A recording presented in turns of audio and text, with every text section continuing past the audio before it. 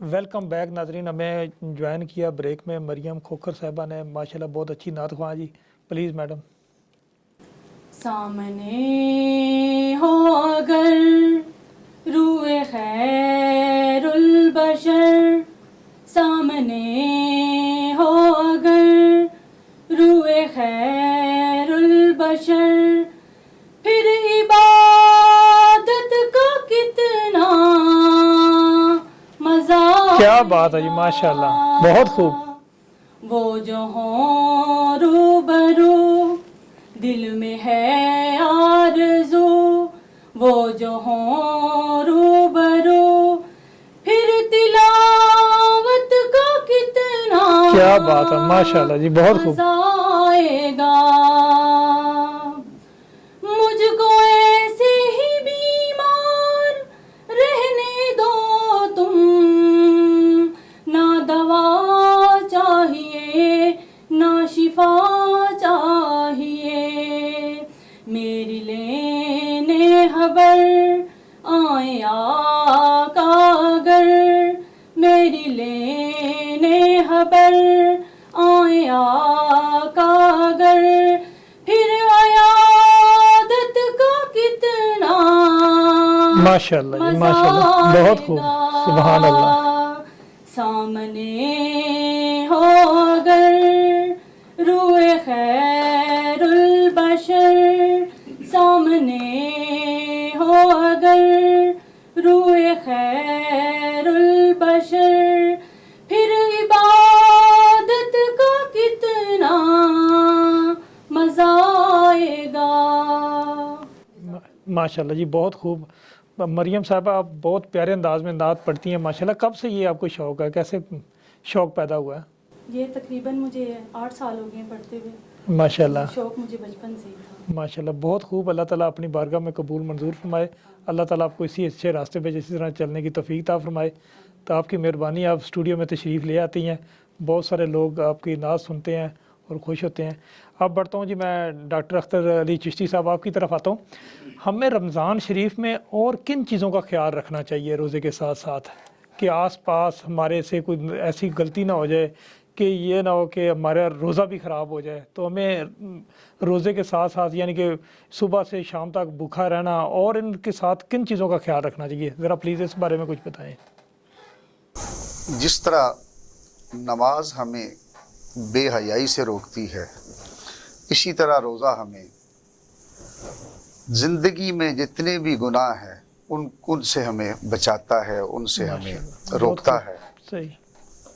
इसमें खाली ये नहीं कि हमने भूख सारा दिन भूख काट ली, प्यासे रह गए, हमें ये भी ख्याल रखना होता है कि हमारी वजह से किसी की दिल आज़ारी ना हो। क्या बात है। हम किसी के साथ फ्रॉड धोखा ना करें।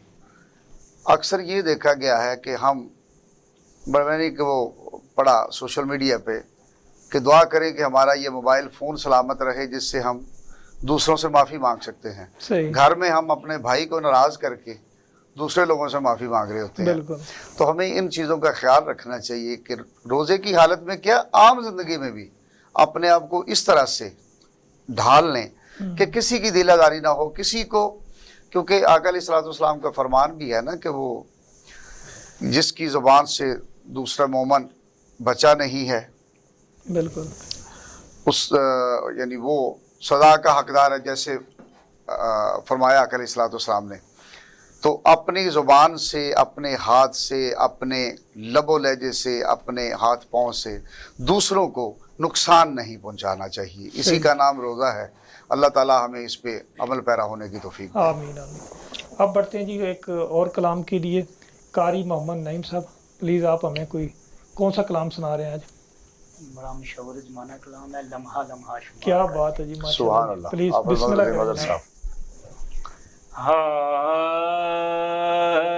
लम्हा लम्हा क्या बात है जी।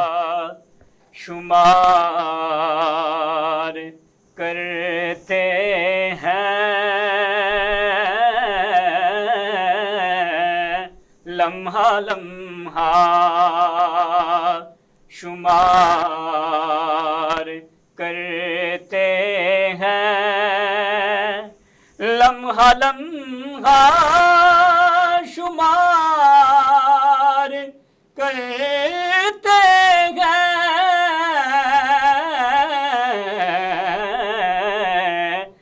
آپ کا انتظار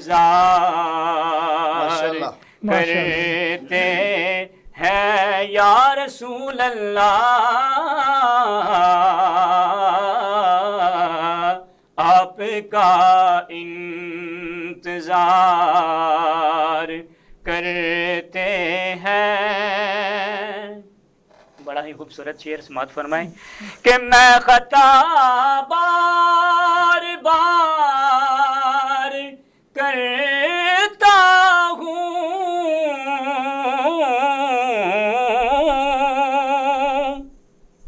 میں خطا بار بار کرتا ہوں، وہ کرم بار بار کرتے ہیں، وہ کرم بار بار کرتے ہیں۔ میں تو نادان تھا، دانستہ بھی کیا کیا نہ کیا، لاج رکھ لی میرے سرکار نے رسوا نہ کیا، وہ کرم بار بار کرتے ہیں، لمحہ لمحہ اور تو کچھ نہیں ہے دامن میں،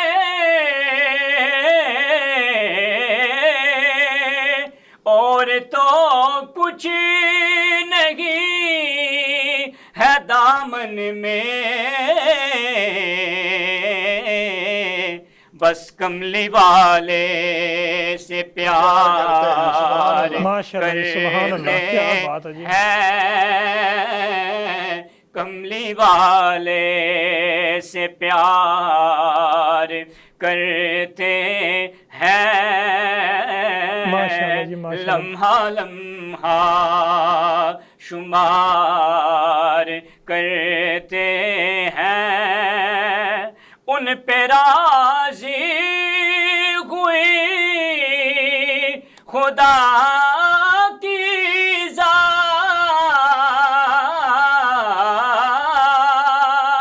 ان پہ راضی ہوئی خدا کی ذات، مصطفیٰ سے جو پیار کرتے ہیں، مصطفیٰ سے جو پیار کرتے ہیں، آپ کا انتظار کرتے ہیں یا رسول اللہ، لمحہ لمحہ شمار کرتے ہیں۔ ماشاءاللہ جی ماشاءاللہ، بہت خوب جی، بہت خوب ماشاءاللہ۔ یہ تھے ہمارے ساتھ قاری محمد نعیم ساکی صاحب، ماشاءاللہ آپ کا بہت پیارا انداز جی، بہت اچھے انداز میں آپ نے کلام پیش کیا جی۔ اب بڑھتا ہوں میں مریم کھوکھر صاحبہ آپ کی طرف۔ میرا ایک سوال آپ سے، ایک ماں ہونے کی حیثیت سے، کہ جیسے کہا جاتا ہے کہ بچے کی پہلی درسگاہ ہے ماں کی گود۔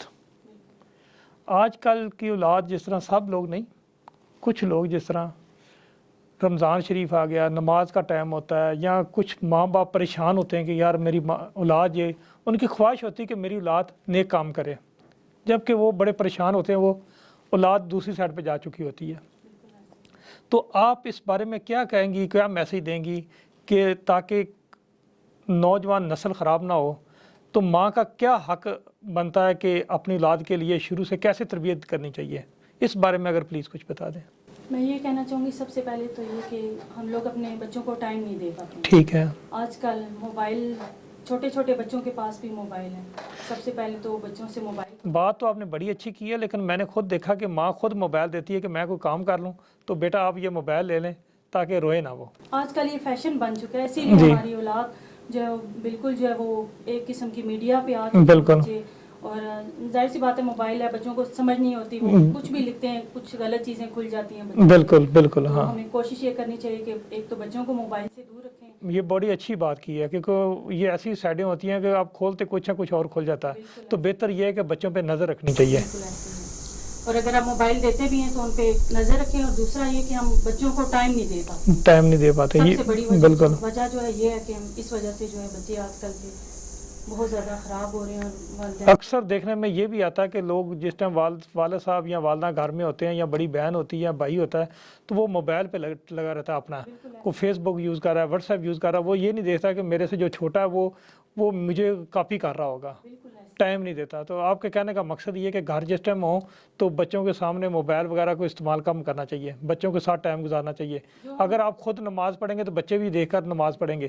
اگر آپ خود موبائل یوز کریں گے بچہ بھی اسی چکر میں رہے گا، اس تلاش میں رہے گا کہ یہ میرا والد باہر نکلے، میرے ہاتھ میں موبائل آئے، میں بھی موبائل یوز کروں. ایسا ہی یہی کہنا چاہتی ہیں؟ میں یہ بھی کہنا چاہتی ہوں کہ بچے وہ نہیں کرتے کہ جو آپ انہیں بتاتے ہیں، بچے وہ کرتے ہیں وہ جو آپ میں دیکھتے ہیں.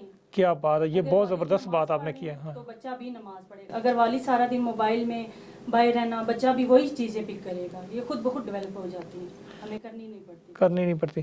یہ ایک اپنا ڈاکٹر اختر علی چشتی صاحب، آپ اس بارے میں کیا کہتے ہیں؟ ہم بچوں کو کس طرح تربیت دے سکتے ہیں کہ بچے ان چیزوں سے دور رہیں؟ ہمارے میں کیا کیا چیز، کس چیز کی کمی ہے؟ ہم کس طرح ماحول کو بہتر کر سکتے ہیں؟ اس بارے میں کوئی ذرا پلیز. بڑی خوبصورت بات کی میڈم مریم صاحبہ نے کہ بچے وہ نہیں کرتے جو ہم انہیں بتاتے ہیں، بچے وہ کرتے ہیں جو ہمیں دیکھتے ہیں، جو ہمیں دیکھتے ہیں، کافی کرتے ہیں ہمیں. تو میں نے پہلے بھی عرض کیا ہے کہ اگر ہم بچوں کے سامنے اپنی زندگی کو اسلام کے سانچے میں ڈھالیں گے، نماز پڑھیں گے تو بچے بھی ہمیں دیکھ کے نماز پڑھیں گے. ہم قرآن کی تلاوت کریں گے تو بچے بھی قرآن کی تلاوت کریں ماشاءاللہ، گے. کیا بات ہے جی. اگر ہم دین کی بات گھر میں بیٹھ کے کریں گے تو بچے ہم سے سیکھیں گے. اگر ہم خود موبائل میں مصروف رہیں گے، ٹی وی میں مصروف رہیں گے تو بچے بھی اسی طرح مصروف رہیں گے، وہ بھی ڈگر پہ چل پڑیں گے. بالکل تو ہمیں کوشش کرنی چاہیے کہ بچوں کو ماحول وہ دیں تاکہ وہ اس سے کچھ دین کے بارے میں سیکھیں. جی. آپ مریم کھوکھر صاحبہ پلیز آپ ذرا نعت مقبول صلی اللہ علیہ وسلم کو سنائیں ہمیں. زمین میلی کیا بات ہے، ماشاءاللہ. نہیں ہوتی، زمن میلا نہیں ہوتا. کیا بات ہے، ماشاءاللہ، بہت خوب. زمین میلی نہیں ہوتی، زمن میلا نہیں ہوتا. محمد کے صلی اللہ علیہ وسلم، ماشاءاللہ. غلاموں کا کفن میلا نہیں ہوتا. ماشاءاللہ، بہت خوب. محبت کملی والے سے وہ جذبہ ہے سنو لوگو، وہ جذبہ ہے سنو لوگو. یہ جس من میں سما جائے وہ من میلا نہیں ہوتا. ماشاءاللہ جی، ماشاءاللہ. گلوں کو چوم لیتے ہیں سحر نم شبنمی قطرے. ماشاءاللہ جی، ماشاءاللہ. نبی کی نعت سن لے تو کیا بات ہے، بہت خوب. ماشاءاللہ، نہیں ہوتا.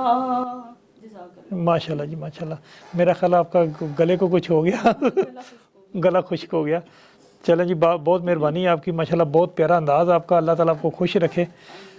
اب قاری محمد نعیم صاحب، آپ سے میرا سوال ہے رمضان کے حوالے سے کہ رمضان میں اکثر آپ نے دیکھا ہوگا کہ لوگوں میں، حالانکہ درس تو یہ رمضان دیتا ہے صبر کا، لیکن صبر الٹا کم ہو جاتا کہ اکثر دیکھا ہے کہ باہر جھگڑے زیادہ شروع ہو جاتے ہیں، آپس میں چھوٹی چھوٹی بات سے ایک دوسرے کے ساتھ برداشت نہیں ہوتی.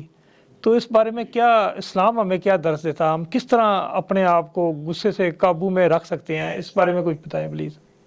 جی، سب سے پہلے تو یہی ہے کہ رمضان میں صبر کا ہمیں جو ہے پیمانہ وہ اس کو لبریز نہیں کرنا چاہیے. بالکل رمضان کا مقصد ہی یہی ہے، صبر ہے، صبر ہے، رکنا، رک لیکن جانا. ہم مثلاً ہے کہ رمضان کے اندر اگر ہم صبر نہیں کریں گے تو رمضان کے بعد ہم کیا صبر کریں گے؟ کیسے کیا صبر کریں گے؟ ٹھیک تو ہے. ہمیں یہ چاہیے کہ ہم مثلاً باہر بھی دوسروں کو بھی یہ درس دیں صبر کے حوالے سے. حالانکہ نبی غصہ کریم آ صلی اللہ جائے. علیہ وسلم نے ارشاد فرمایا بے تھا شک. کہ اگر آپ کے ساتھ کسی کا جھگڑا ہو یا بجائے کہ اس کے ساتھ رمضان روزے کی حالت میں جھگڑا کرنے کے الٹا اس کو بتائیں کہ میں روزے سے ہوں. صلح رحمی کا جو ہے بالکل. وہ ہمیں لازمی کرنا چاہیے، اور نبی پاک صلی اللہ علیہ وسلم کی احادیث مبارکہ پہ بھی عمل کرنا چاہیے.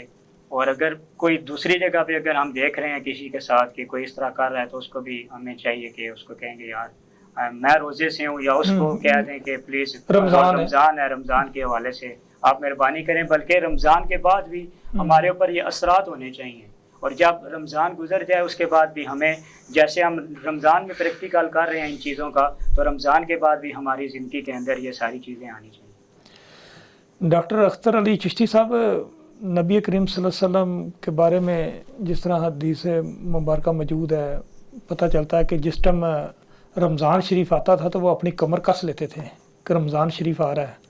تو ہم لوگوں میں وہ جذبہ کیوں نہیں ہے؟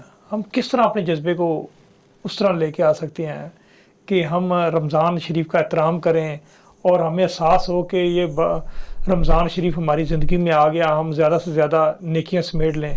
کس طرح ہم کیا کریں؟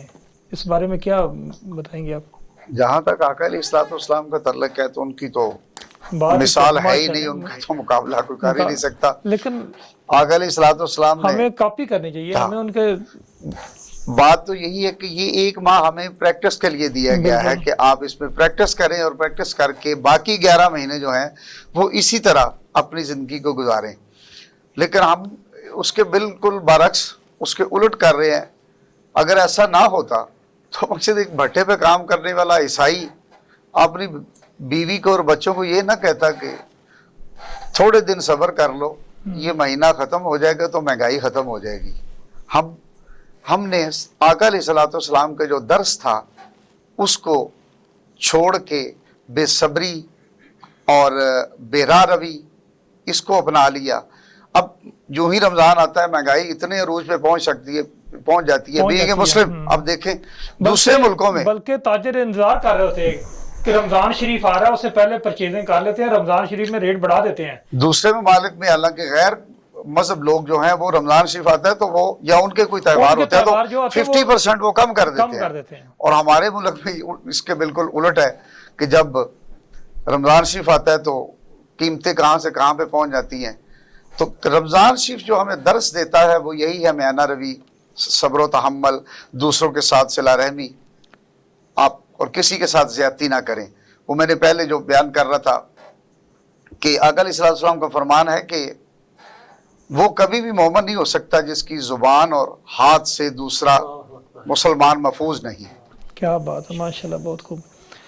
اللہ تعالی ہمیں ان چیزوں کو سمجھنے اور اس پہ عمل کرنے کی توفیق عطا قاری فرمائے. محمد نعیم صاحب، آپ ان تاجروں کو کیا میسیج دیں گے جو تاجر جس ٹائم اسلامی تہوار آتا ہے کوئی ذخیرہ اندوزی کرتے ہیں، ریٹ بڑھا دیتے ہیں، ان کو اس چیز کا احساس نہیں ہوتا کہ یہ ایک میرے مسلمان بھائی کا بچہ اگر عید پہ جوتا نہ پہن سکا یا کپڑا نیا سوٹ نہ پہن سکا، اگر ان کے بچوں پہ اس طرح گزرے تو ان پہ کیسے گزرے گی؟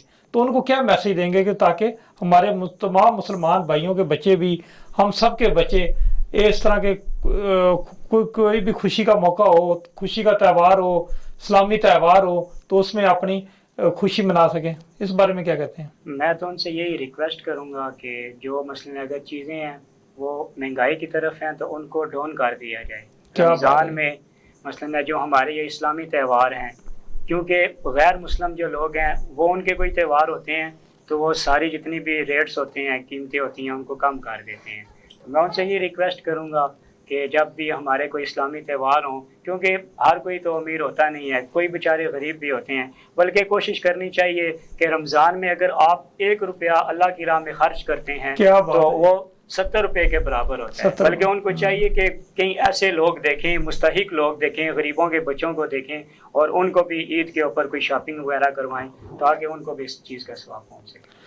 جی ڈاکٹر اختر علی چشتی صاحب، آپ اس بارے میں کیا کہتے ہیں کہ ان لوگوں کو کس طرح کرنا چاہیے کہ یہ خود جو ہمارے باقی بھائی ہیں مسلمان لوگ ہیں ان کے بچے بھی خوشی کے تہوار میں شامل ہو سکیں، تو کس طرح ان کو کون سا عمل کرنا چاہیے، ان کو کس طرح ساتھ ہونا چاہیے کہ جس طرح یہ بندہ کہتا ہے کہ یار رمضان شریف میں تو ویسے بھی کسی کی مدد کرنے کا بھی بہت ثواب ملتا ہے، تو ہم کس طرح کسی کی مدد کر سکتے ہیں کہ اس ماہ مبارک میں اللہ اور اللہ کے حبیب نے بڑا خوبصورت ہمیں ایک پیغام دیا، میسیج دیا، ایک عمل بتایا جی جو فطرانہ کی صورت میں ہے، کیا بات ہے، جو زکوٰۃ کی بالکل صورت میں ہے، ہاں بالکل، کہ اپنی حیثیت کے مطابق اس کی شرح مقرر کر دی کہ آپ کی جو حیثیت ہے آپ جتنا دے سکتے ہیں وہ دیں، تو کوشش کریں کہ اپنی جتنی آپ کی حیثیت ہے اس کے مطابق زیادہ سے زیادہ کوشش کریں کہ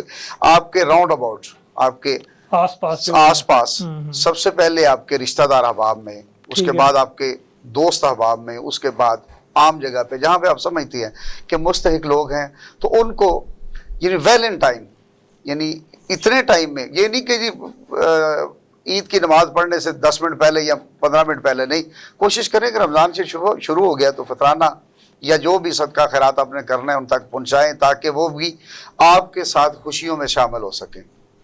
ٹھیک ہے، یہ بہترین اللہ پاک نے اور اللہ کے حبیب نے ہمیں عمل بتا دیا۔ ناظرین یہ تھی ہماری رمضان ٹرانسمیشن۔